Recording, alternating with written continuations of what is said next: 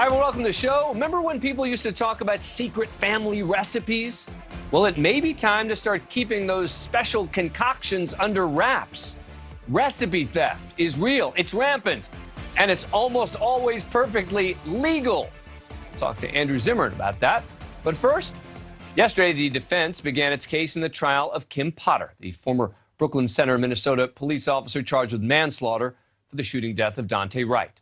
The case is a huge legal and media story. But let me ask a question that I think few are going to ask. What if Wright had been white? Would we all still be covering it? When Officer Kim Potter shot and killed Wright during a traffic stop in April, the reaction was swift. Mass protests once again broke out across the country. Columns were written about how, quote, Minnesota values white comfort more than black lives. Comparisons were made between Wright and Emmett Till. And you had commentary like this from MSNBC's Chris Hayes. Daunte Wright was treated roughly, manhandled a bit. He was handcuffed. He was ordered around like a supplicant in a way that is fundamentally invasive to his dignity. Everything about that interaction, everything about the George Floyd interaction, the police are the ones with the authority, the control. They have the weapons on their side. They have the authority of the government. And in both cases, they let both those men know they are in charge. And then you had the Reverend Al Sharpton claiming that this kind of accident only happens in certain communities. The police are saying, well, it was a mistake. And the community is saying these mistakes keep happening and they only happen on one side of town.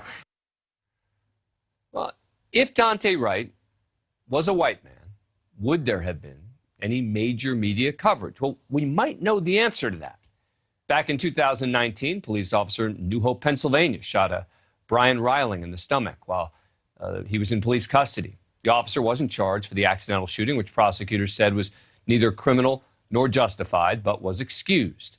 The shooting took place during a scuffle inside a holding cell at the police department. As the officer struggled with Reiling, he yelled, "Taser," but then fired his gun. Sound familiar? In July of 2015, 19-year-old Zachary Hammond was shot and killed by Seneca, South Carolina police after attempting to drive away from a drug sting operation targeting his girlfriend, who was in the car with him, who was unarmed. Shot by police as he drove past them while attempting to flee the scene. You probably didn't hear about Hammond's death in the national media, not even after prosecutors declined to press charges against the officer who shot him. Look, there are plenty more examples like that as well. There were no mass protests across the country after Reiling or Hammond were shot. There weren't op-eds written about how terrible the police are in Pennsylvania or South Carolina. And there were no pundits taking to TV calling for justice on behalf of either man. Now, let me be clear. This is not intended as a defense of any of the officers, including Kim Potter. I'm asking this as a media question. Why is the media seemingly only interested when the officer is white and the shooting victim is black? Yes, there is an ugly history of racism in this country, and we are not talking about ancient history. But in a case like Kim Potter's, where it was clearly a mistake made by a cop who'd never fired her weapon or taser before, I wonder whether the facts just fit too well into a narrative to avoid blowing it up. Joining me now again is Eric Deggans, TV critic extraordinaire for NPR. Eric, thank you again for joining us. Appreciate it. What do you make of my fundamental question here, whether the media should be covering a story like this if it is white cop and white person shot? I think the situation you're presenting is more complex than you've presented it. Number one of the big problems with what Kim Potter did was that she was shooting at someone who was driving a car. And in one of your examples, you cited someone who was in a holding cell, another one, someone that's driving. Even if those police officers succeeded in meant to use deadly force, they have now turned the car into a weapon because the person is incapacitated and they can't control the car.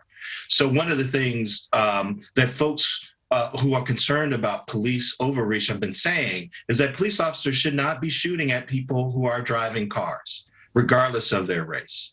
But what we have is a situation where Black people are disproportionately killed by police every year. And we have to figure out why it's happening. And so that means when there are situations where a white police officer kills a Black person under suspicious circumstances, we have to look closely at that situation and figure out what exactly happened. And I think, the prosecutors put on a use of force expert who said that regardless of whether Kim Potter used a taser or a firearm, I don't want to she debate, should not have been shooting at somebody who was driving a car. Yeah, but I don't want to debate the Kim Potter case here. The reason that I really wanted to talk to you is from your media expertise in particular here. And I guess what I'm asking is, it sounds like what you're saying is based on the first issue that you raised, based on what you're saying, the car and the police and whether police, the whole issue of pulling over cars. So you're saying to me that you think that, therefore, with that issue, that if the person in the car had been white, that there still would have been a lot of coverage of this case? Because I don't think that there would have been. What I'm saying is that we as a society are trying to figure out why Black people are disproportionately being killed by white police officers, by police officers, period, but often by white police officers. And so we have to pay attention to every suspicious case. And by the way, by paying attention to these cases, it benefits everyone. Because if we get to the point where police officers are warned against shooting at moving cars, then white people who are in those situations won't get shot and killed as well. So it sounds like what you're saying, and I don't mean this as a critique, I really do mean it as a question. It sounds like what you're saying is that it's a good thing that we are focused disproportionately on white police officer, Black victim, for the reasons that you have laid out. So from a media perspective, you think that that's defensible and makes sense. Number one, I'm not accepting your premise that that's what's happening. I have not seen figures that prove that we are disproportionately focusing on one kind of story versus others. What I will say is that when you're in a situation where during the summer there was this huge emphasis on looking at systemic racism in the wake of George Floyd, and relatively quickly you had this situation with Kim Potter, it makes sense that the media would say, wait a minute, what happened here? Is there another incident here that's similar to what happened to George Floyd? And is it representative of systemic racism? It makes sense that you would ask those questions. I think that's fair. And it makes sense that you would do stories about asking those questions. And we all know that there are times when the news puts a subject into the zeitgeist, and we wind up doing more stories on it. Than we would if it happened. I think that's fair. Under a different circumstance. Right. I think it's fair to say that the time frame here, the fact that one thing happens right after the other, is very typical of what happens in the news media. Right. Something, as you pointed out, is in the zeitgeist. As a result, another story which has similar themes ends up getting covered. But it does surprise me that as a media critic that you can't even concede the notion that the media covers more incidents involving police, when we're talking about police shootings, when it involves a victim who is, it could be Black, it could be of color, but it seems to me that that's almost a given, and you're not necessarily convinced of that? I'm not necessarily convinced of it. I mean, I just did a review of a documentary that took a look at how underreported cases are of missing Black and brown people, and how when white people, especially white women, go missing, they get much more media coverage. Now, we have studies that have proven that. If there's a study that can take a look at this and say that this dynamic is happening, then I'd be willing to take a look at it. But my problem in writing about race and media is that so often we rely on these anecdotal situations. Well, I've seen one story where it got this coverage, and I've seen another story where this gets coverage, and all of a sudden there's a dynamic at play. We don't know that that's true, and I do think that what we have to do is pay closer attention to all these uses of force of police and press them to be more responsible. Again, I would have argued if you had asked me before that documentary came out, if you had said to me, Is it clear that missing white people are covered more than missing people of color? I could have unambiguously told you that I think that that's true without the study, simply because I am a student of media and I'm involved in media, et cetera. And I also think that the reverse is true. It doesn't mean that it's unjustified. It doesn't mean that there are not reasons to do it. I think you have to be careful, though, because so many of these concepts that we're talking about involving race in media and representation are about assumptions that we make about what's happening. We look at one thing and we look at another thing and we draw a conclusion, and that's not necessarily what's happened. I've written a book about race in media, and I've often found that the assumptions that we make about what's happening isn't true. And so I want to be careful about making those assumptions until there's some sort of study or survey or scholarship done to prove that it's actually happening. Well, the fact that you are so careful is one of the reasons we appreciate having you on. It's because of your expertise. Eric Deggans, thank you so much. Appreciate your time and your insight. Coming up, dozens and dozens of ambassadorships are going unfilled. My first response was, okay, but does that really matter? Is it a big deal? Now, I'm told it could harm the U.S. in a big way. I'll need to be convinced.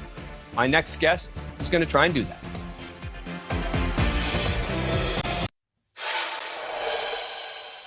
In dozens and dozens of outposts around the world right now, the U.S. does not have an ambassador.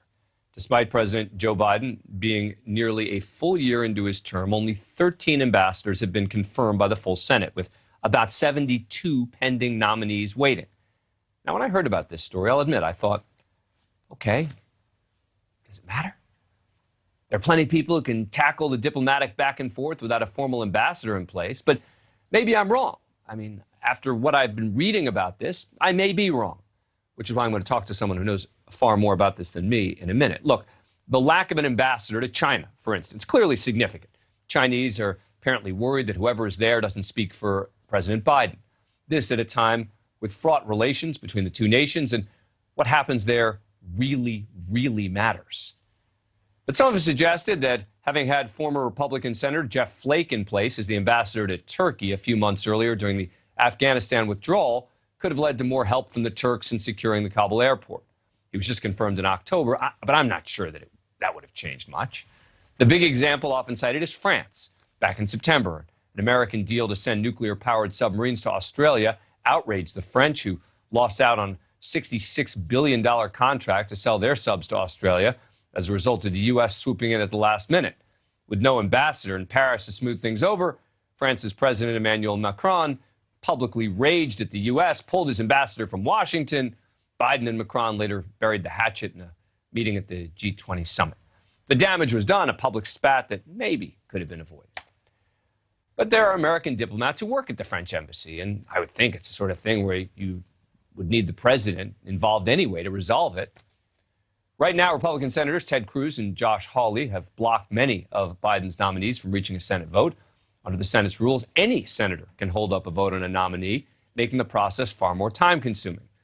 Cruz is apparently holding out for a Senate vote in support of Nord Stream 2, a controversial gas pipeline between Russia and Germany. And Hawley, well, he may be just doing it to get attention to bolster his 2024 presidential candidacy. Cruz and Hawley are standing in the way despite some pressure from their own party. Jim Risch, the ranking Republican on the Senate Foreign Relations Committee, told Politico, I want to see ambassadors confirmed. We need these people in country, obviously. Lindsey Graham said, we just need to get some people in place. It's a dangerous world out there right now. At a news conference in Indonesia this week, Secretary of State Anthony Blinken called the ambassador vacancies a huge problem and warned of potential consequences. On virtually every challenge we face, including dealing with Russia, with China, with non-state actors, we're hampered by the fact that we don't have our full national security and foreign policy team on the field. But it was Blinken and the Biden administration who kept that foreign policy team on the sidelines for many, many months. Secretary of State didn't send a big list of potential nominees to the White House until September. It should have been done within the first few weeks of Biden's presidency. And as is always the case with ambassadors, many of the administration's nominees fall more in the category of political pals or donors than experienced diplomats. Wednesday, Caroline Kennedy was announced as nominee for the ambassador post in Australia. The administration has tapped a few controversial nominees like LA Mayor Eric Garcetti and former Chicago Mayor Rahm Emanuel, who both came under fire during their confirmation hearings. There's blame, look, to go around on both sides. But I still want to understand why this is such a big deal to so many. Joining us now to try to do that is Brett Bruen, career diplomat who served as the Director of Global Engagement at the Obama White House. Thanks so much for coming on the show. Appreciate it. All right, so I am admitting up front this is not my area of expertise, that my initial reaction was, you know, there are going to be other diplomats in place who can deal with this. Why is it so important that these ambassadors be in place? Let me give you an example just from this week where President Biden named Michelle Kwan, former Olympic ice skater, to be the ambassador to Belize. Now, you would think Belize, a small Central American country, you know, we can send somebody who doesn't have much diplomatic experience. I was talking just yesterday with a career ambassador currently serving, and they said, you know, Belize, it's one of the last countries in the region that still recognizes Taiwan. Really important to your question that we have somebody who can go into the minister's office and really pressure them to hold the line on that. Similarly, they said, drug trafficking. Belize is a major center for drug trafficking. When we've got to put pressure on the security forces, you need an ambassador to do it. I guess what I'm trying to figure out is what is the difference between having whoever the senior diplomat is, right, who's in the country at that time, and someone who is officially called the ambassador who is there. As a practical matter, how much of a difference does that make? A lot, because diplomacy ultimately comes down to titles. It comes down to a lot of protocol. So if you have the honorable title before your name, you're treated far differently. I worked in a number of embassies around the world, and when you come in with that letter from the president, the confirmation from the Senate, the ministers, the heads of state, they listen because they know that you speak for our commander-in-chief. Now, certainly, there are lots of career diplomats who can effectively deliver a message, but when it comes to putting pressure on those people, and let me also just, share a lot of diplomacy, our best intelligence comes from the secret conversations that someone is only willing to share with someone who they feel is on their level. So we need the ambassador at that dinner, at that cocktail party where somebody will grab them by the elbow, whisper into their ear, this is really important. I want you to pass it on to President Biden. So I've seen that you've been pretty critical of the Biden administration. I mean, there are some people who are just blaming Cruz and Hawley for holding up these nominations, but you've also been critical of the Biden administration for slow rolling the nominations. I have, and quite frankly, I and my former colleagues at the State Department are absolutely frustrated that the Biden administration not only has been slow to move on ambassadors, and there are a lot of posts we simply don't have a nominee yet, but overwhelmingly, 60% of his nominees are political. Michelle Kwan, the hero of the Hudson, Captain Sully Sullenberger. I mean, these are the types of folks that he's putting forward to serious positions. And even more so now, with the rise of China, with an aggressive, increasingly aggressive Russia, we need experienced diplomats. It's not a place for the well-connected and the well-to-do. We need folks who have seasoned experience. Was it different under President Trump? It was certainly not as good as it had been under prior presidents. But I have to say, after this first year, Biden is actually ahead of Trump in terms of the number of political appointees to a lot of these posts. So it is concerning. And I certainly hope that as we head into year two, President Biden puts a lot more emphasis on the career diplomats, because let's not forget, he went to Foggy Bottom, to the State Department headquarters in the very first week of his presidency. And he promised those career diplomats, I am going to build our diplomacy back. I'm going to elevate and empower you. We haven't seen it yet.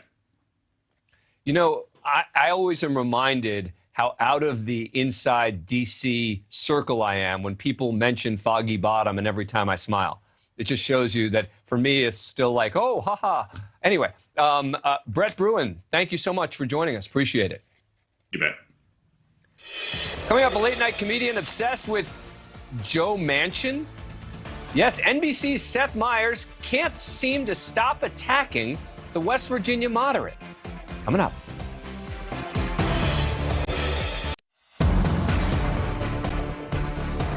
Time now for our Mediaite Moments, where we check in on the day's bias, buzz, and bull in the world of cable news and beyond. When you think of late-night comedy hosts, you may not think of West Virginia Senator Joe Manchin. But NBC late-night host Seth Meyers has spent a stunning amount of time bashing the moderate Democratic senator from the left. President Biden is expected to meet with West Virginia Senator Joe Manchin today. West Virginia Senator Joe Manchin. As highlighted by a conservative media watchdog called Newsbusters, it does seem at times that Meyers, who I think is generally very funny, wants to hit Manchin even when it's not funny at all. West Virginia Senator Joe Manchin is reportedly in talks for a book deal. The book will be sold at Barnes and Ignoble.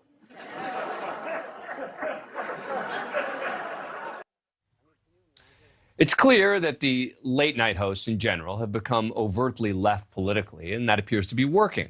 But usually there's comedic value in addition to the political hit. Just this week, Democratic leaders put paid family leave back in the bill because it's extremely popular. And once again, West Virginia Senator Joe Manchin immediately all over it. Yes, Manchin is clearly the boogeyman for Democrats these days, but a multimillionaire TV host mocking Manchin's wealth? Millionaire corporate Democrats like Joe Manchin standing in the way of the agenda President Biden promised to deliver. And it certainly doesn't help the optics that not only does Manchin have a yacht that he calls a houseboat, he also apparently has a Maserati, as we discovered from a recent clip where he was confronted by climate activists. I'm sorry, but no politician should have a Maserati. Are you a senator from West Virginia or a plastic surgeon from Palm Beach? All right. That's kind of funny. I wouldn't expect Manchin to have a Maserati, but that isn't the point. Manchin is reflecting the views not of national Democrats or the left, but of West Virginians, which is a very red state. And I am sure that is very frustrating for many New Yorkers. President Biden is expected to meet with West Virginia Senator Joe Manchin today to secure his vote for the Build Back Better Act, or as it will be known after the meeting, the Build Back Coal Mines and Nothing Else Act.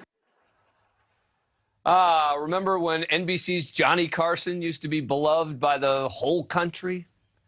That's our wrap-up of the day's media bias and the buzz. Coming up. Christmas is almost here. We have all our favorite recipes ready to go, or we find them online or from cookbooks, glossy magazines. But did you know that stealing recipes is usually perfectly legal? We're going to talk about it with the ultimate foodie, TV host, podcaster, chef extraordinaire, Andrew Zimmern, up next.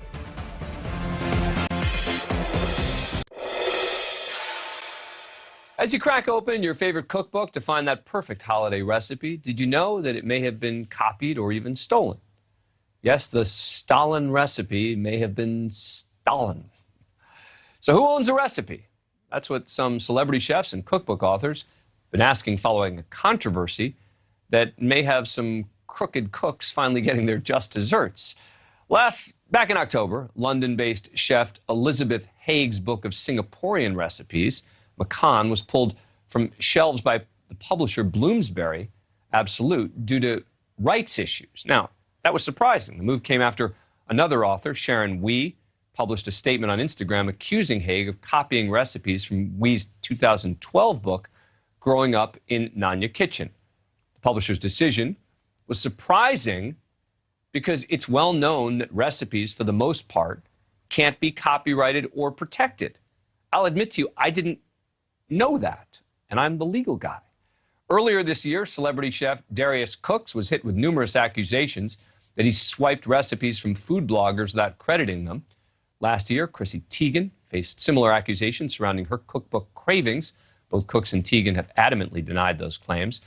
And this isn't a new thing. In 2012, the Food Network opted not to renew Ann Thornton's show Dessert First after She was caught copying recipes from Martha Stewart and Ina Garten, among others. Back in 2008, Jerry Seinfeld's wife, Jessica, was sued for allegedly stealing a concept of her cookbook, Deceptively Delicious, but a court ruled the book's concept, hiding healthy ingredients in kids' meals, was not protected under the law. Not just celebrities either who are doing this. According to the New York Times, even magazines are ripping off lesser-known recipe writers, citing one women's publication lifting a cupcake recipe out of a best-selling 2008 cookbook without proper credit. If you copy a book or a movie, you can change the characters' names, but you'll be in trouble legally. Recipes are different. They're apparently just considered like a list of facts without the sort of creativity you need to protect it, which is why Grandma may have been smart to refuse to tell you what was in her special secret family recipe. We are thrilled to have with us U.S. Emmy and four-time James Beard Award-winning TV personality chef, Goodwill Ambassador to the UN World Food Program, Andrew Zimmern. His new show, Andrew Zimmern's Wild Game Kitchen, debuts on the Outdoor Channel next year. Chef, thank you so much for joining us. Appreciate it. My pleasure. So how big a deal is this? I didn't even know that this was a thing. Is this, in your world, a really big deal, this idea of people ripping off other people's recipes? It is to some people who derive their entire income and livelihood from it, and I can understand why. It's a big problem, and it's growing, especially in a day and time when so much is available digitally. I mean, the food world has changed in the last 25 years. Not only do we have more access to what other people are doing, but food has become the new rock, right? I mean, it's never been more popular at any other time in human history. So it's not just social media. When I talk about the growth in the digital world, chefs to promote themselves are putting up recipes on YouTube, Instagram, TikTok, Twitter all the time.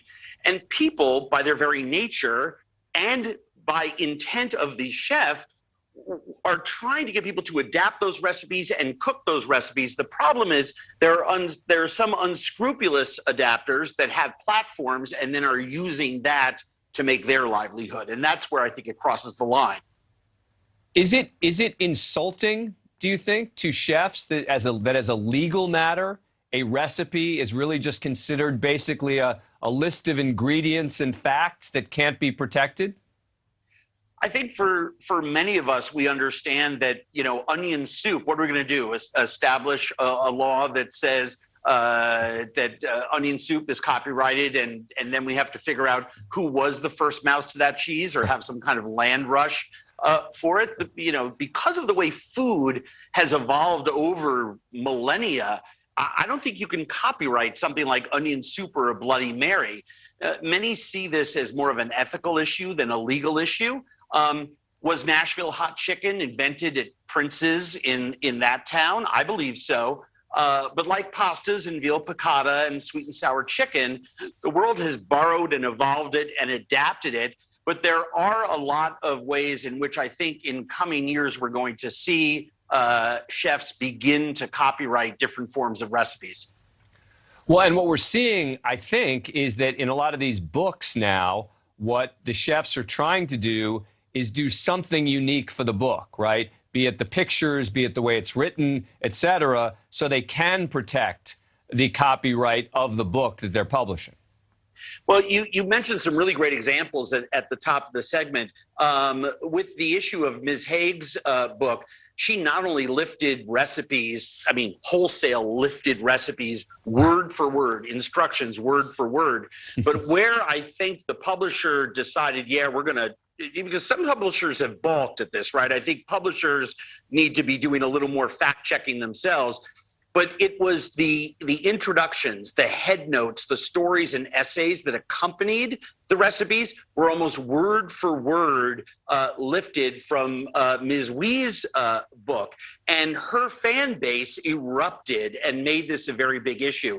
In the case of someone like Ms. Seinfeld, You can't copyright a book that is based around a very, very common and widely used technique to get kids to eat more vegetables by hiding them in other dishes. That's an idea or a notion, much in the same way that you can copyright a song, but not necessarily just a few notes or a lick. Right. And I will admit that in my early dating days, when I would cook something at home, and I would make something kind of interesting, I would occasionally say, oh, you know, I just thought of this myself, as opposed to admitting that, of course, I'd gone to, you know, one of your or someone else's cookbooks and just, of course, took it and did it. It's funny you mention that, because from a professional standpoint, you know, I'm going on my Instagram Live as soon as we're done here, and I'm doing a fondue dish that's a universal recipe. I couldn't even begin to tell you how old it is or where it's from. It's a simple culinary ratio of acidity to cheese with cornstarch to bind it, and it makes a delicious fondue. But a lot of cookbook authors are crediting other people in the head notes or using someone's recipe as a springboard for an idea and creating something brand new. Now, most cookbooks don't do that, and they're written by culinary cannibals who I think are cashing in on someone else's work. Ooh. Cooking is, though, for the most part, a derivative exercise. And I think what people like Michael Twitty in The Cooking Gene or Toni Tipton Martin in her book Jubilee have done by crediting people is the way in which we should be moving towards. But I think the onus of responsibility has to be on the publishers, who are the one who are clearing all of this material and editing it. Don't be a culinary cannibal. Great phrase. Andrew Zimmern, thank you so much for coming on the show. Appreciate it. Thank you, sir. Coming up, as you all know, we're committed to finding missing children on this show. Have you seen Harrison? Look at the face, 4 years old, family desperate to find him. How you can help up next.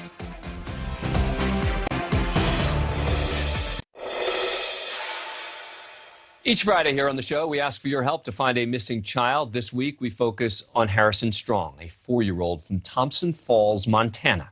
Harrison was last seen on August 19th. He was allegedly abducted by his father, Jacob Strong. Strong was supposed to drop off Harrison to his mother, shares custody, but he never showed up.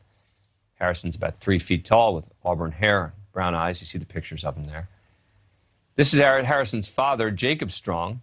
He's 35, 6 foot, 175 pounds. Felony warrant for parental interference was issued back in September. The FBI is involved in the case. They're focusing on Texas and the U.S. border with Mexico. Joining me once again, Angeline Hartman, Media Director for the National Center for Missing and Exploited Children. Angeline, thanks for joining us again. Walk us through what happened here. Hi, Dan. Well, Dan, as you said, they had shared custody, and this was fine. It was 50-50, according to mom. This couple had been divorced for about 10 months before this all happened.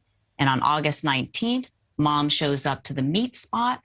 Dad's not there with Harrison. She's waiting around, and she ends up going to dad's house, knocks on the door, and there's no dad there, but there are new homeowners there, Dan. They're like, we have no idea what you're talking about. Who's Jacob? Who's Harrison? Yeah. Turns out dad sold the house back in May. So obviously, investigators believe that he had been planning this for several months. Mom had no idea he had been selling off his possessions and getting ready for this. Turns out a few days after they disappeared, there was a scheduled court date. So that may have been, connected. Nobody's sure, but that's the best guess in this case. Mom files for an emergency hearing, and she's got sole custody granted now, and FBI is involved. Right. I was going to ask about that because we mentioned the U.S.-Mexico border. What's the relevance of that? Well, the FBI is not saying exactly what brought them there, but what's interesting about this is, yes, they're saying now people should focus on Texas, California, Arizona. But there was a confirmed sighting of Jacob, Harrison, and a female on a boat off the coast of Washington in Bellingham, Washington. It's a coastal city near the Canadian border. And mom says that dad had always wanted to sail around the world. You know, lots of people say that, right? I want to sail around the world. But he had been telling his friends and relatives that if he would ever leave, he had this plan to get this boat and go launch off the coast of Washington. And sure enough, the FBI says that right after they disappeared, they were seen there. Now, that was back, in August. So now that we're in December, investigators say they're focusing on the Texas border. Huh. That's interesting. All right, real quick, any sightings beyond the one you just mentioned, in particular along the Texas border? No, but there's certainly something drawing them there. I mean, again, they're not saying a whole lot, but yeah. And who's this third person? Who's the woman that was seen? I did ask about that, and they said they have no reason to believe that there is a third person with them now. So what we're looking for is dad and son. And it's important to note that sometimes he shaved, his head and Jacob's head. So some of those pictures you're seeing, Dan, have different hairstyles. And so that's what people should be aware of too. All right. When we go to the break here, I'd like to put up the picture of the dad, because I think it's actually more important maybe than the picture of Harrison in terms of being able to help find him. Angeline Hartman, thank you so much. Really appreciate it. If you have any information on Harrison's disappearance, again, imagine that, as she just said, shaved head possible, 1-800-THE-LOST. That's 1-800-843-5678. Coming up. Police responding to a domestic disturbance call. Everything's going fine until they try to arrest a man he grabbed for an officer's gun. We're on scene with the terrifying moments as officers struggle with the suspect. Up next.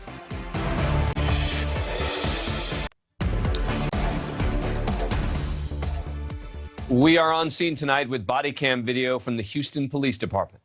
Officers were called to an apartment for a family disturbance. The woman who called said she had been choked by the suspect, Jose Benitez Vasquez. Hola, ¿cómo están? How y'all doing? ¿Todo bien? Todo bien. La verdad que no. ¿Usted llamó? Sí. The woman explained she was the one who called, and officers got her out of the apartment as they tried to talk to Benitez Vasquez. He was on the phone, and walked to the balcony as officers Garza and Maldonado approached. Disculpe, juega el teléfono. Hey, juega el teléfono. Hey, ¿qué pasa? Hey,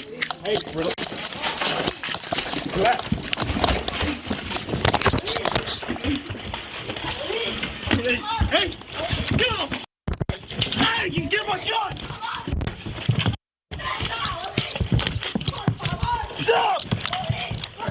Hey, he's getting my gun!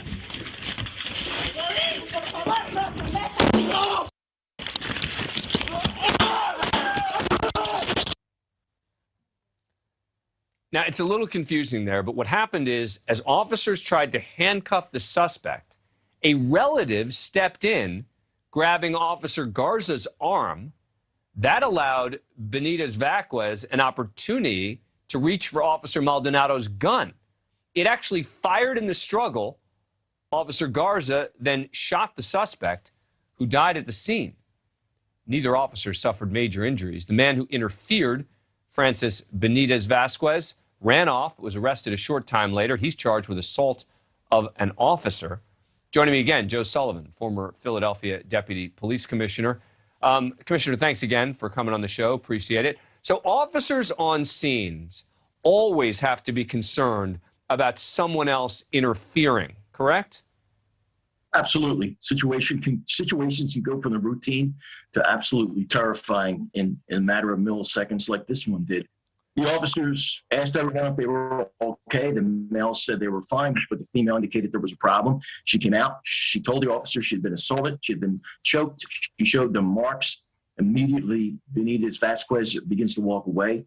The officers follow him out onto the balcony, tried to take him in custody peacefully using reasonable force. At that point, someone interferes, distracts Officer Garza. Now, Officer Maldonado finds himself in a struggle for his gun, which is every officer's ultimate nightmare. Now he's fighting for the gun. The gun discharges while they're struggling over control. Now Garza is in a very unenviable position because he has to take an incredibly difficult shot. with just inches, or else he's going to strike his partner, which he does. He fires multiple times, and which time his partner is able to get away with control of the gun. It's just an absolute nightmare situation. This is as bad as it gets in policing. And a reminder of how dangerous domestic calls can be as well. I mean, I think that, cops get accustomed, right, to getting a lot of domestic calls, a lot of calls of someone yelling, et cetera, but they also can be the ones where there is real potential danger because there are tempers flaring. Tempers flaring, emotions are raw. I've been assaulted many times handling domestic disturbances. Like in this situation, you have a young child present, so that's always an important safety concern. But yes, and we try to instill that in officers that there's no such thing as a routine call, and domestics are something that one of the most frequent types of assignments that officers respond to. But they must always maintain their situational awareness of what's around them and who's around them, because things can go very quickly from 0 to 100, as it did in this situation. But these officers handled themselves extremely well. Talk to me about the relative who interferes there. What, from the officer's perspective, could they see of him before he interferes? Well, you have someone who's there, but they're legally allowed to be there. They would have had this situation under control. I mean, he bears a large part in what ultimately is a tragedy and an unnecessary loss of life, because they would have had this. The Benitez Vasquez would have been under control had this gentleman not intervened, and then the defendant wouldn't have made that very foolish decision to try to go for the officer's gun, which ultimately cost him his life. So it's good to see that he was apprehended and hopefully charged appropriately. But there's always the concern of family members intervening when you're about to make an arrest, especially in a domestic. Commissioner, thank you. As always, appreciate it. My pleasure. Before we go next week on this program, join me as a live guest on NewsNation. We're going to talk about the day's biggest stories. We just want some of you to come on with the show, prove your point, try to prove me wrong. Go to newsnationnow.com/DAL. Let us know what you want to say. That does it for us tonight. NewsNation Prime. Thank you for watching. Click the red subscribe button below so you can get more of NewsNation's fact-driven, unbiased coverage.